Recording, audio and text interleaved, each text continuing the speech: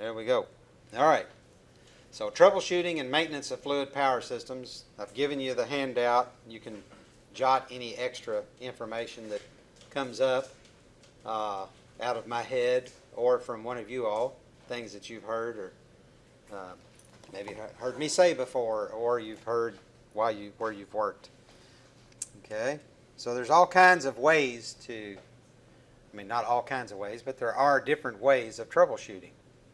Okay. And then maintenance is just part of that to help prevent having to do troubleshooting as often. Okay. So I've handed out to you one little chart that shows you all the different questions concerning something. Maybe there's a question about the pump. Okay, is there a pressure reading at pump outlet? So starting with the source, starting at the beginning or at the power source for troubleshooting. So this chart, you can use it to help you flow through the thought process of where the problem might be. Okay. Then there's another one where you start at the end and work back. So we're going to look at that toward the end of my talk here. So there are 7 steps, and this is also that photocopy. I took all the information from this photocopy. Listen to me, date myself. From the copy of the handout that's in your binder material. Okay, spruced it up just a little bit. So when you start a troubleshooting process, you're definitely going to be talking to the operator. Okay, and finding out as much as you can, knowing the system. If you aren't familiar with the system, become familiar. Inspecting the machine, list the probable causes, test those causes, and then of course make the repair. If that doesn't work, then of course you're going to drill down and look for the root cause. Okay, if your first idea is not working, okay, it's not repairing it, fixing it. So gather all the information. The first 3 steps there, you're gathering information. Determine why a part of a circuit is not working. Okay, that means you have to ask, how is it supposed to work? You may have to ask the operator or a couple of people how it operates. Okay, are there specifications?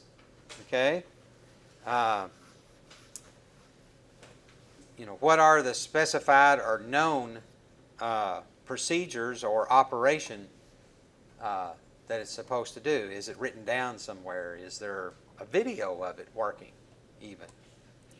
So checking the settings, the gauge readings, and speed and cycle times as a maintenance technician, that would be one of the things that you would do. You want to check electrical devices, limit switches and sensors, etc. Okay, check all the different ways that it interfaces with the environment, including the human factors. Then you want to look and take time to look at the maintenance record. It might be kept at the machine. It might be kept in the maintenance manager's office. So you want to look and see if records have been kept on it. So then from the operator, if you haven't observed it yourself or haven't had a chance to observe it, you've got to ask about it. But what are the symptoms of the failure? Okay, so it's crushing parts. Okay, so the actuator pressure could be suspect then in that part of the circuit. So try to get it down in detail, writing it down, keeping your own notes. I mean, everybody's got smartphones anymore, so that's a good way. You can take notes that way pretty easily out on the job, or do it the old-fashioned way with paper and pencil and a little notebook. Keep your running record. You know, you're saying, well, you know, that's a company thing. I don't want to do that, but it's going to make your life a lot easier if you have your own little notebook about that machine, and you can not have to try to remember when you write a report. You can look at what your notes said, and they can be as brief or detailed as you are comfortable doing. Okay, so we're determining why the part of the circuit's not working. So how did the failure occur? Did the operator cause it? Okay, they dropped something in it. They, operated it incorrectly. They got it out of cycle, out of sequence. Some of these hydraulic systems, they're not perfect. Okay, perfectly engineered and fail-safe. So there's operator has got to maybe function with a lot of buttons and levers, as you've already experienced yourself just doing these simple circuits. Well, there can be some simple circuits out there, and it requires the operator to think about what they're doing. Okay?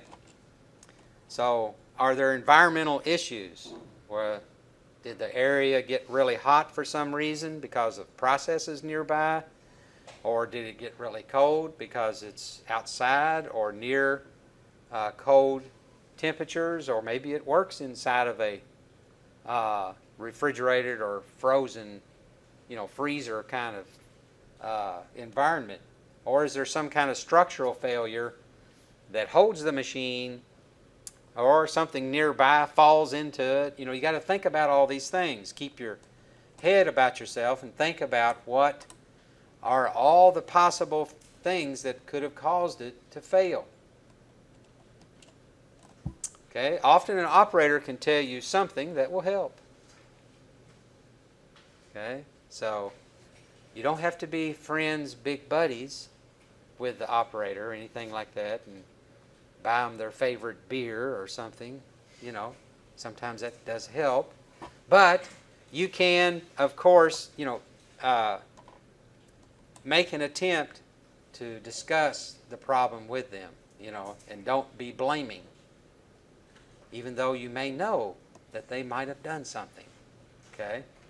It will finally be found out.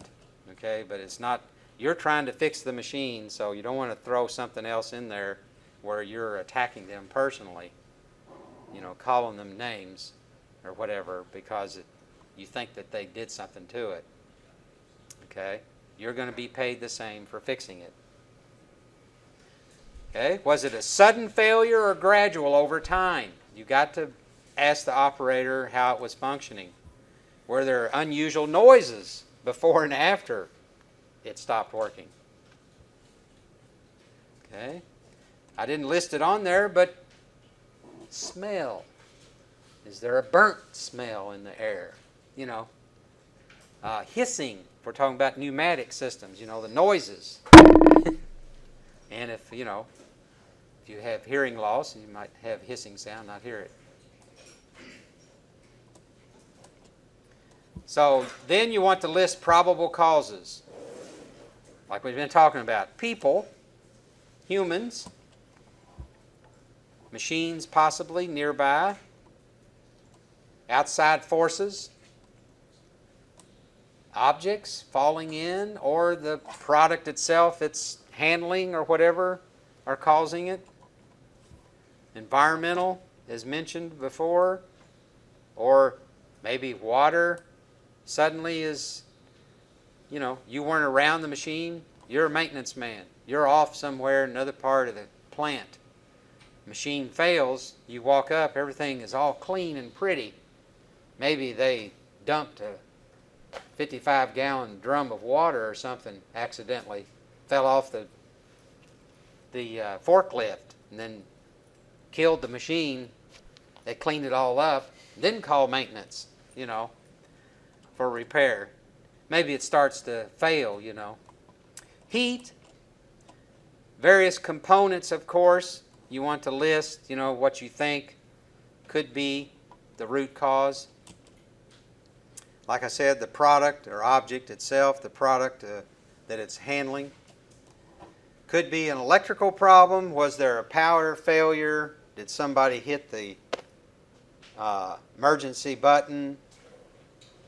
And maybe they had the key to turn it back on. Well, and then that caused some kind of damage by doing that. Okay? You have to understand your hydraulic machines in that what could be behind the immediate cause of the breakdown. Always be thinking, is there a deeper problem with the system that allowed the fault to occur? Okay? There's a tendency, there's pressure on you, to get it up and running. So immediately you may want to just replace a component to try and get it up and running and go. Okay? So you may be under pressure to do that, but you got to think and you've got to remember in the back of your mind that there could be a deeper problem going on causing that actuator or valve to malfunction. So remember, the machine can keep running only by eliminating that root cause problem. Okay? So you might get it up and running, but you're just treating one of the symptoms. The root cause has to be determined. All right, so here are some things that are root cause. Okay? Contamination. Contamination of the fluid or of the air, the oil or the air, whichever kind of system you're working on. This is usually it's the root cause of most malfunctions. A lot of places just don't take care of their fluid. It's there in that tank. It's sealed up. I'm not worried about it. Okay? Can't be that. So grit, dirt, water, air, all kinds of substances could be circulating through the hydraulic pneumatic machine in the fluid. Okay?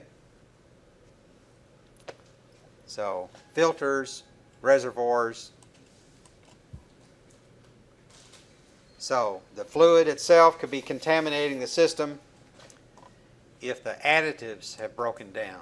So the additives for corrosion prevention, anti-corrosion, anti-flammability, all these other types of additives, they can over time break down, cease to function.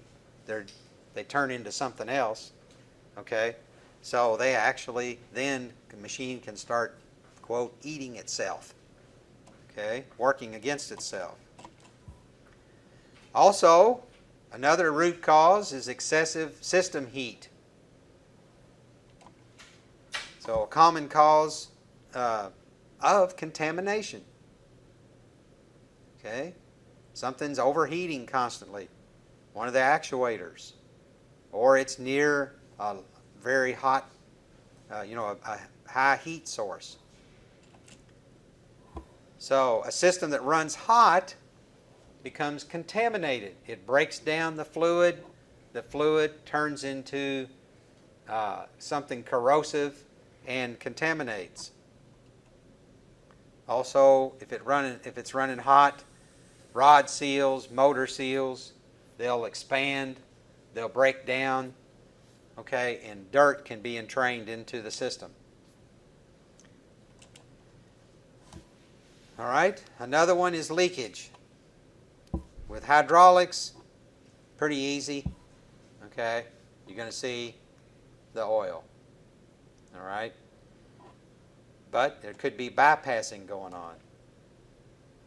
So, but leakage, if it's internal, can cause it to work harder, okay, and the pump has to, more flow is coming out, and you have the fluid friction factor passing through the components. Okay? So, contamination excessive heat, and leakage are your main root causes you want to go for.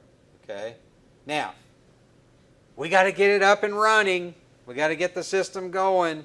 So replace what's been contaminated, what's been destroyed, all right, not functioning right. So replace the actuator, get it up and running, but make a note, we got to check this fluid, have it analyzed. Let's see if something's wrong with it. It's killing the components. It's tearing out the seals and so forth. Okay? So now, they can be prevented, these root causes, or delayed by just simple, proper maintenance. Okay? So, replacing gaskets and seals. Okay? You want to examine the component.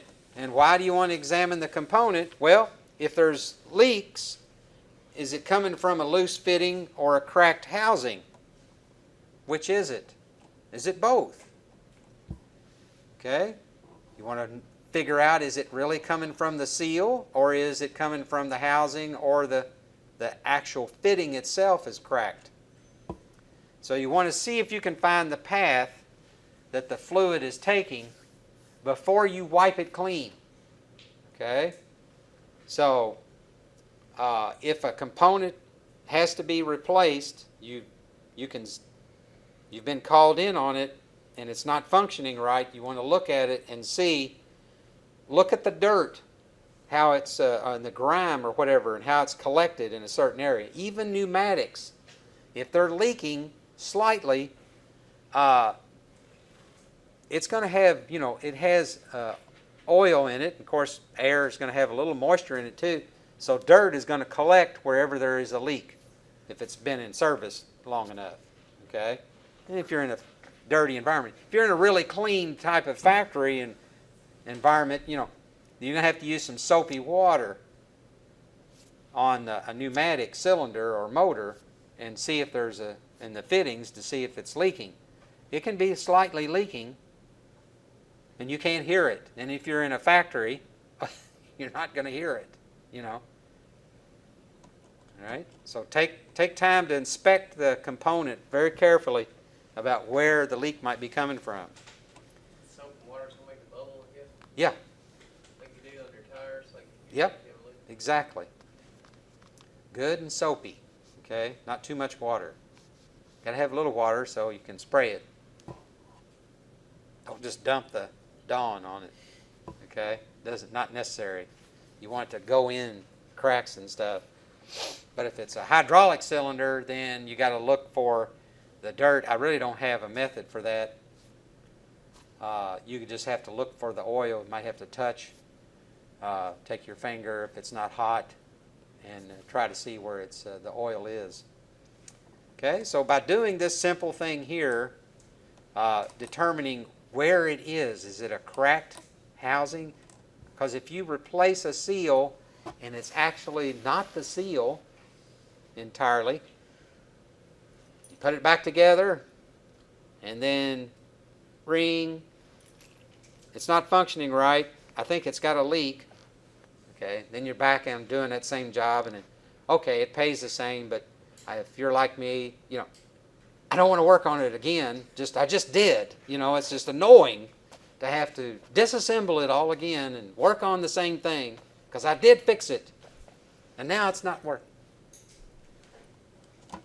Okay, so make certain that the seal or gasket you're installing is compatible with the fluid in the system. You can't just go and get something off the shelf.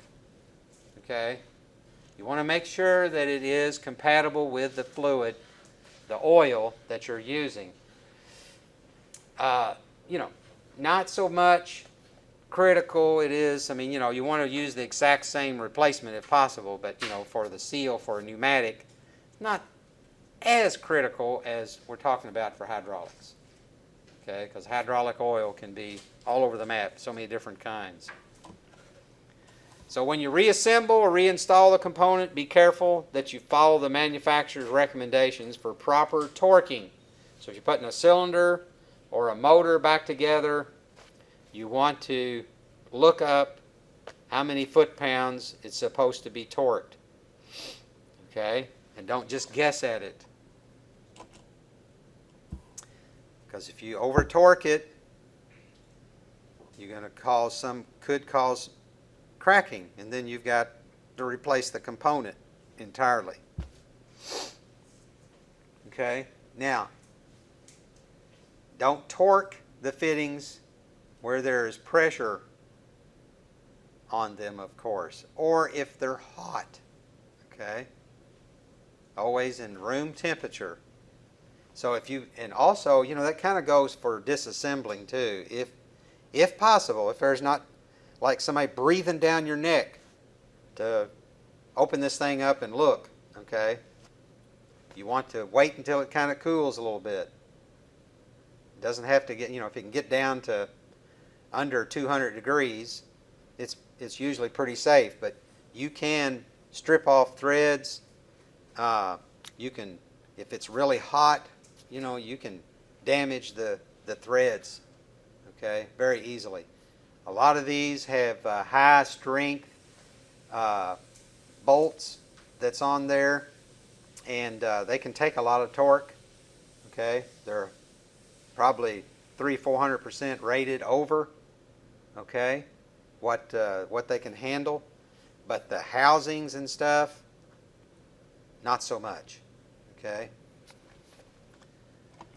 All right, so when we're talking about replacing gaskets and seals, you want to check the faulty gasket, the one you're thinking is causing the problem, for the damage it suffered, okay. So you want to look and see what kind of damage there is to it. Is it just general failure, okay, or is there something wrong with the groove, the fitting, something's somehow or another, a chip or something's come off and cut the seal, okay, cut the gasket. So if it's swollen or out of shape, it was probably incompatible with the system fluid. So if you open it up, you pull that piston out and the seal goes, just kind of grows, gets really big, and there's no way in the world you ever get it back in. Somebody's put the wrong kind of, it's incompatible with that oil, okay? So, look down in it real close, see if there's dirt down in it. You got, it might not be, when I say dirt, I mean, just like muck, sticky, could be dark, sticky stuff down in the seal, okay? So look for that. So, of course, if it's cracked, then you might have too high system operating pressure, or it might be getting too hot. Okay, so if it's swollen, could be bad fluid, or wrong kind of seal, that is. Okay, so it's not compatible with the fluid, and if it's cracked, you're going to look for temperature problem at that point. Where it's working. It might be the whole system is running really hot. Could be just in that branch. All right.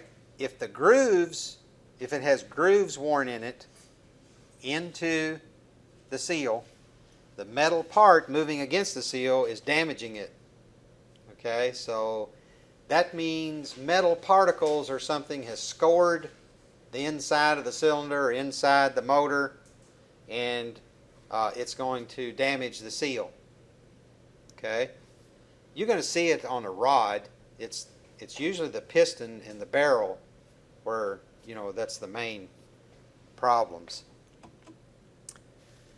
Okay, if the seal or gasket is cut, it is probably installed incorrectly. Somebody, Joe Smith before you installed it, and in the process created a burr or something, with a big old screwdriver, trying to pop it in place instead of rolling it in or using a proper tool for it. And anyway, so it's been cut using something to install it incorrectly. Okay, when you put in an O-ring, remember they fit into grooves. If there is not a groove, an O-ring doesn't go there. Don't try to put an O-ring on something as you thought that it was there when you took it apart, or you see one laying there and you go, oh, well, it should have an O-ring right there. So there should be a groove, okay? A groove has to be there to hold it. So make certain that the groove and the surface, which will be contacting the O-ring in operation, are clean and there's no metal burrs. Lubricate the groove with a small amount of the same fluid that you're going to be using. Don't use something off the storeroom shelf or some good old motor oil that's sitting there. Try to use the same hydraulic fluid. Okay? Or you have a known grease that is inert that would work with that particular fluid.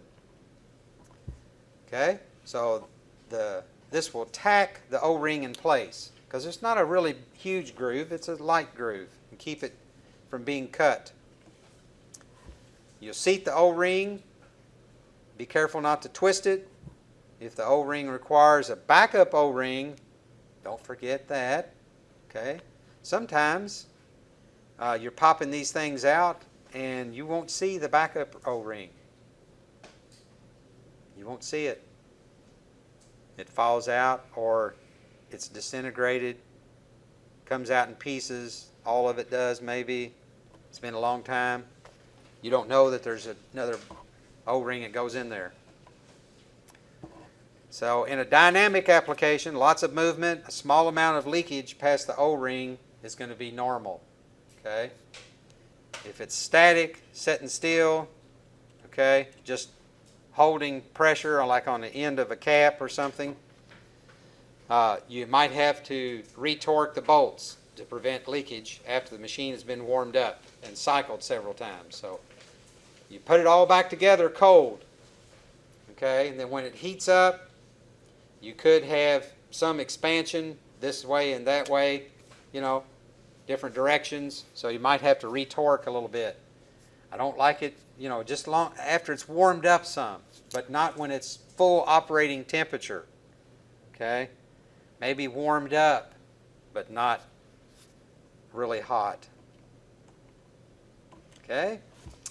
So when we put in these U-shaped or V-shaped type of packings, they're called chevron seals, and that's not Chevron Oil Company. That's the name of it because of its shape, the chevron, or lip seal. These are installed with the open side facing the system pressure, which you can see here.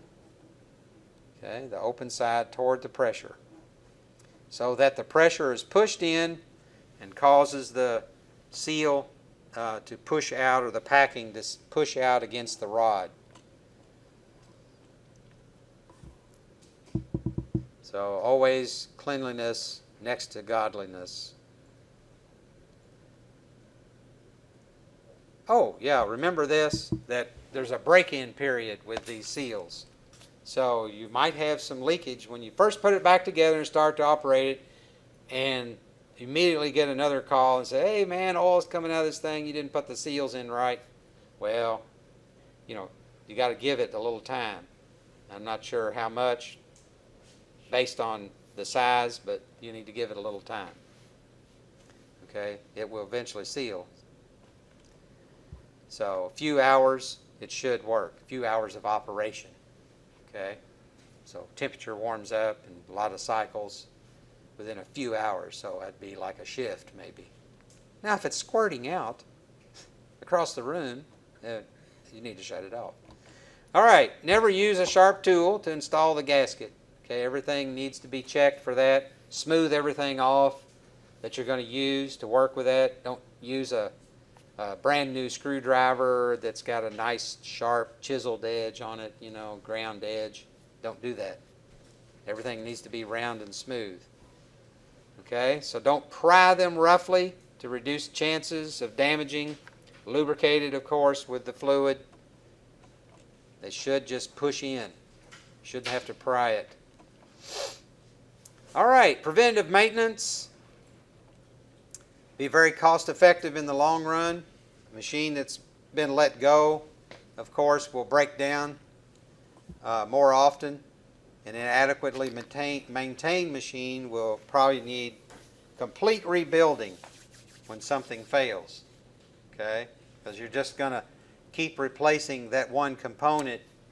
Everything else is going down. You know, you haven't gone all the way back to the fluid and the pump and so forth. You're going to have problems. So breakdowns that idle a whole plant, maybe this hydraulic system is on a machine and all the workflow goes through this machine. Okay, so they're very expensive. So if we can prevent that downtime, it pays for a whole lot of preventative maintenance. One way to look at it. So a good program provides maintenance for each machine based on scheduled inspections, experience with the machine, how often it's broken down, what's gone wrong with it in the past, the manufacturer's recommendations, and the cost of downtime due to the machine's failure. All right, so preventive maintenance is the key to minimizing trouble in a hydraulic machine, okay, or a fluid power machine. So, when you're doing your inspections, should be checked regularly. Filters, we want to check the condition gauge or the bypass indicator. That's not reversed there, not gauge condition, condition gauge. You know, for a filter has a condition gauge on it, tells you it's good or bad, you know, all right, or how much flow. And if there is no gauge, then you have to inspect the filter by removing it and looking at it. And any kind of breather on the reservoir, single acting cylinder should also be checked, particularly if there's dusty environments. Okay, inspections also on system pressure. Of course, we've learned, you know, how it varies during a cycle. Make sure the maximum pressure reading does not exceed the system specs.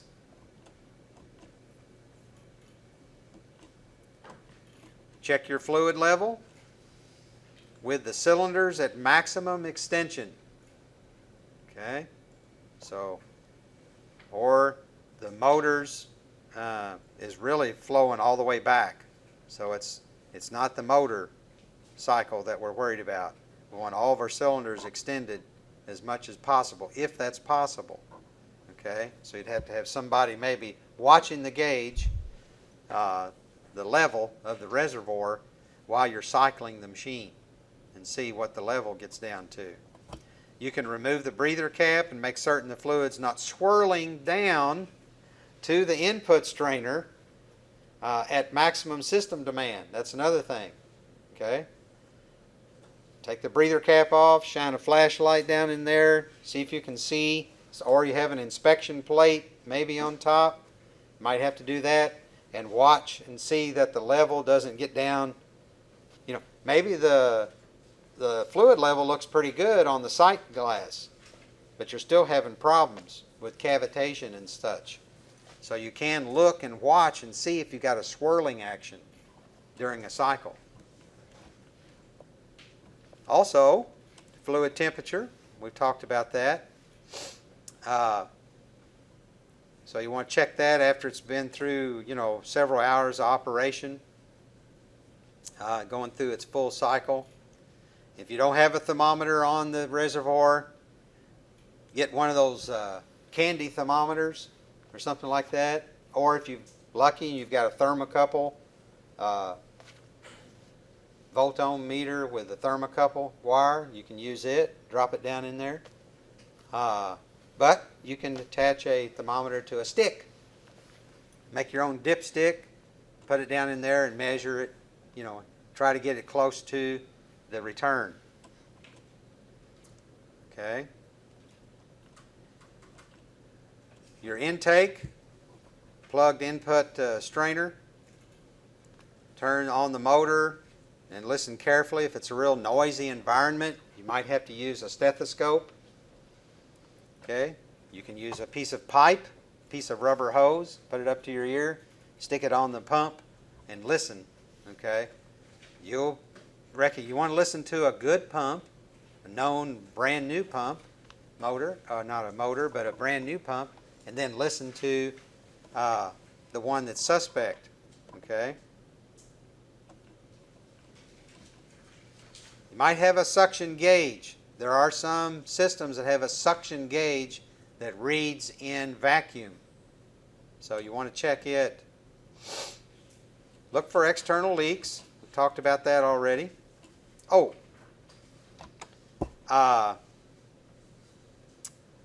if you must tighten down a fitting or housing, don't go crazy with it and get a big cheater bar on it or something. Okay? Sometimes, though, things vibrate, get loose. You can tighten up a fitting, prevent a leak. Other inspections include hoses and lines. Examine for physical damage, pinching, kinking, twisting, chafing, swelling, deterioration.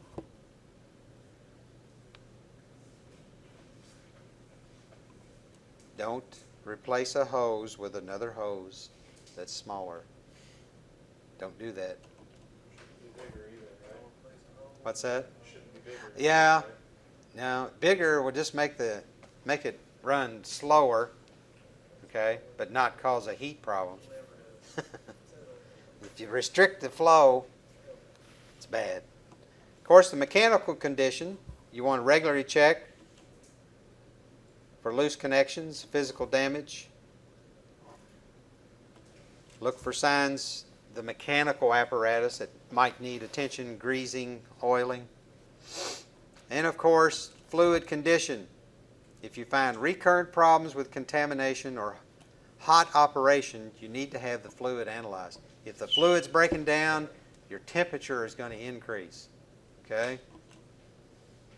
You can use a tube to withdraw from close to the input. The machine should be warm so that you get what is actually circulating. Don't take it from a cold machine that's been off for a long time. I mean, it might be impossible. It might not want to run at all. So, but if you can turn it on and at least the pump is running, you can warm it up a little bit. If the fluid looks milky, then it has water in it.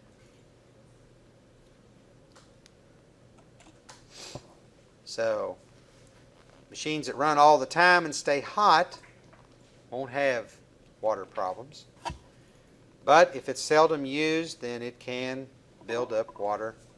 And so, if it's seldom used, it needs to have a regular PM done on it. All right, and then after you've drawn off the sample, you need to let it set for 24 hours. And then check it to see if you have water on the bottom. Okay, so it finally will separate. It might take a little longer than a day. And you wanted it just, not cold. It's going to need to be in a kind of a, normal 70, 80 degree normal temperature. All right. 3 ways for troubleshooting. Then we're going to be done. So far we talked about, there was the 7 steps that you can follow. I've given you a chart. Okay.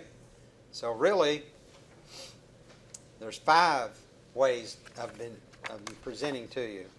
Okay. So looking at that chart that I gave you, is there a pressure reading at the pump? Let's say yes. Then you follow it. Is the pressure reading normal? No. Okay, not to spec. Is the pump compensator adjusted correctly? There can be, a compensator on some certain pumps where you adjust the pressure right there on the pump. Yes, it's set correctly. Is the relief valve adjusted correctly? No. Then you just adjust it. Okay? So if it is adjusted, then is motion taking place? No. Is there flow from the valve to the return line? Okay? then that means from any valve to the return line, then we check for leakage in the system. So you've got to have a way to open that line up and check for that.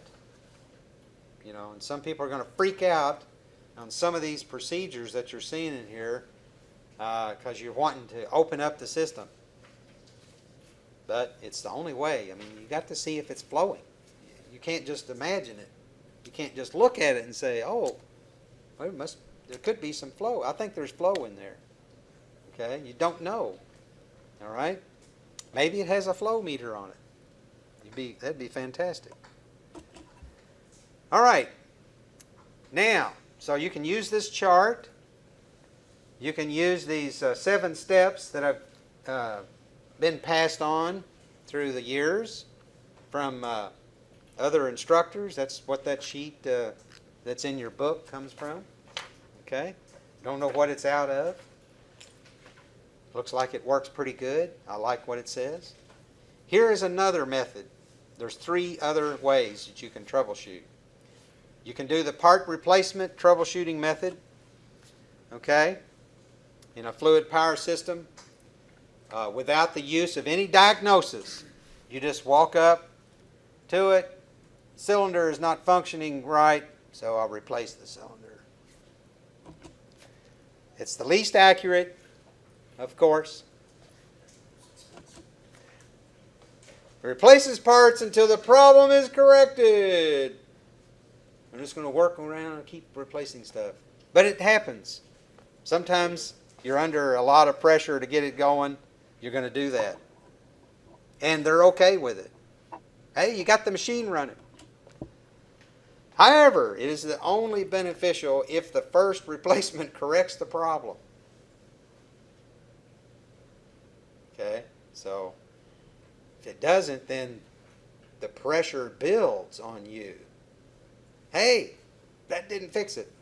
A lot of times you're going to be told, okay, as a first-year maintenance technician somewhere, they're going to tell you, hey, replace this. That's their method. You're going to know in the back of your mind, Mr. Bales said this was the part replacement method, and it's not the most accurate, but I'm going to do it because they told me to do it. Okay, I'll be a good employee. This is an efficient method, though, for fluid power technicians who have a lot of experience troubleshooting the same equipment. Okay, so now you've been there a couple years. You've done a lot of work around on different pieces of equipment. So you're familiar with the common problems that these machines have. So soon as somebody says, this machine is down, you go, got it. I know what I need to fix on. I know what I need to replace. I know what I need to repair. Beginning to end, okay, it's a troubleshooting method that traces from the beginning of the fluid power system, the prime mover, and goes to the end. Beginning to end. Chart. As Mr. Gallion said, an algorithm. That's what it is. Okay? You've heard that term before, perhaps, or maybe you've written algorithms. Maybe you've wrote them and didn't even know you were writing them. Okay? So anytime you got a yes-no decision-making looping kind of thing, that's an algorithm. Okay, so we're going to start at the prime mover and go to the actuator. It's preferred for fluid power systems that have completely stopped. Okay? Duh. We're going to start with the prime mover. And the fluid power system is completely stopped operating. Okay? So, for example, beginning to end is used if a rod is not extending and all gauges are reading 0.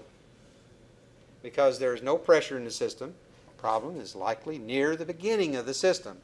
So you start at the very beginning. The end to beginning traces the problem from the end, the actuator, back to the prime mover. Okay? And if they're not operating, the actuators are not operating, okay, but the gauges indicate normal levels. Okay, system pressure and so forth at the beginning seem to be normal. So We're going to start at the actuator at the end of the system and work back. Okay, so if a rod's not extending and the gauges after the directional control valve indicate normal levels, then end to beginning is good. Okay, the gauge readings indicate the problem is most likely at the end of the system. Now, so that's the three other ways. Okay.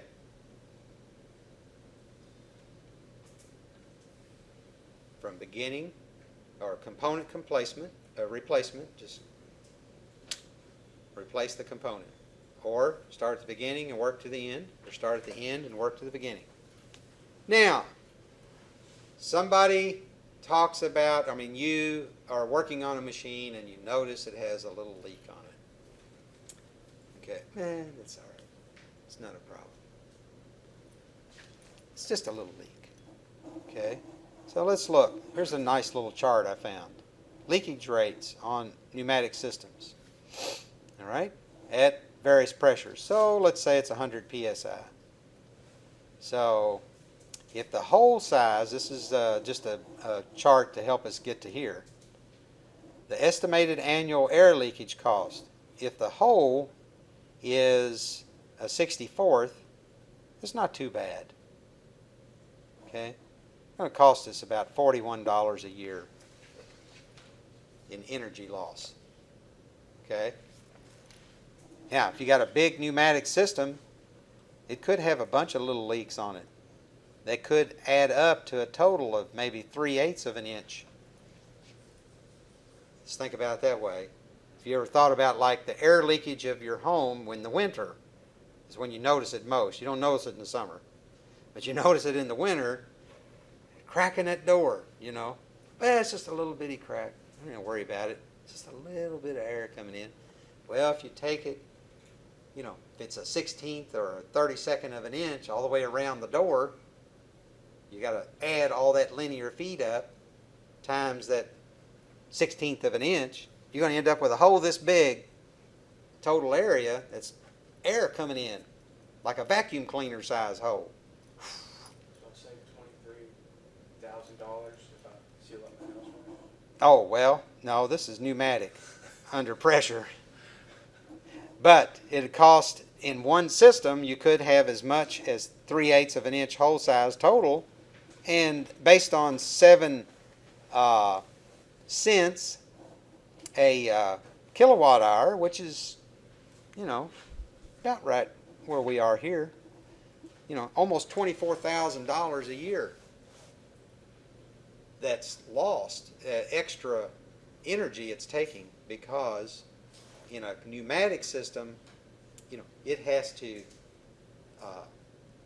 charge up the receiver tank over and over, okay, more cycles to compensate for the air lost.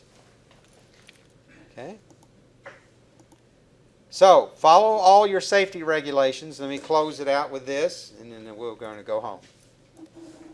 Okay, and you'll take all this information and everything we've done on directional controls and information on hoses and pipes and tubing, oh my. And I put those two presentations on Blackboard so you can click in there and look at them. I put it in PDF so you can look at it with your smartphone if you want to. Okay, so you can prepare yourself for the test next week. It's going to be over this.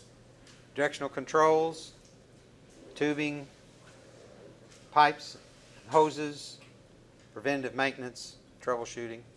Yep. What else? Seemed like there was something else. Oh, cylinders. A little bit that we covered on cylinders. All right, so 10 steps for proper troubleshooting, okay, that I've put together. Follow all your safety regulations. Understand your normal equipment operation. Gather information concerning the failure. Operate the equipment yourself, including talking to people.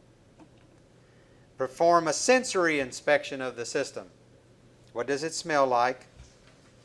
what are the gauges reading, what are the flow, okay, unusual sounds, unusual odors, not counting the operator. You know, if he's giving off an odor, that does not cause an equipment problem. I mean, it could, I guess. List the possible causes of equipment failure then, based on all your research. List them in order, okay, from the most probable to the least. And then from that list, what are the easiest and quickest to troubleshoot and repair? A lot of times you're going to have something you can fill out at a factory if they've been in business a while and they're with it, okay? But you might need to take something on your own and make your own little list or make your own little book and have these questions handy to ask, to remind yourself to ask about it. Verify the conclusion for a probable malfunction. Okay, so you fix it and then check it. So use a manual override if it's a solenoid type of directional control valve to check it, see if it actually works. Verify that all power sources are locked and tagged out. I mean, I just can't tell you how important that is, to lock out and tag out before you start working on something. You've got to verify, and you've seen this in your labs. You know, operate the directional control valves, do it manually, whatever. If you need to crack a line, you know, and put a rag or something over it and crack a line, get the pressure out of it before you start working on an actuator on the business end of it. So you want to verify there's no branch pressures either, in residual pressures. Repair and replace the device. If the problem persists, go back to 7, okay, and start over. Really, maybe go back to 6. And of course, when you're done, clean the work area after your problem is corrected. Dispose of the fluids. Remove all your tools. And secure any safety doors or entryways. Some of these machines are very large, some of them, and they actually have their own room that you're going into, or a man door of some kind. Okay? Oh, there's 11 steps. I'm sorry. Once the cleanup is done, complete any required written reports as soon as possible. Don't wait. Do them as soon as you can. Well, that concludes our look at troubleshooting the 11 steps. So just make note that troubleshooting procedures that you've seen here should be used as a guide or a starting point. You would, of course, need to look at your equipment manufacturer's instructions for specific troubleshooting procedures for that piece of equipment or for that machine. And your company may also have procedures they want you to follow. But in general, what we've looked at here, from the 7 steps to the 3 procedures or methods, from all of these, you should be able to glean from these and come up with your own method that works for you.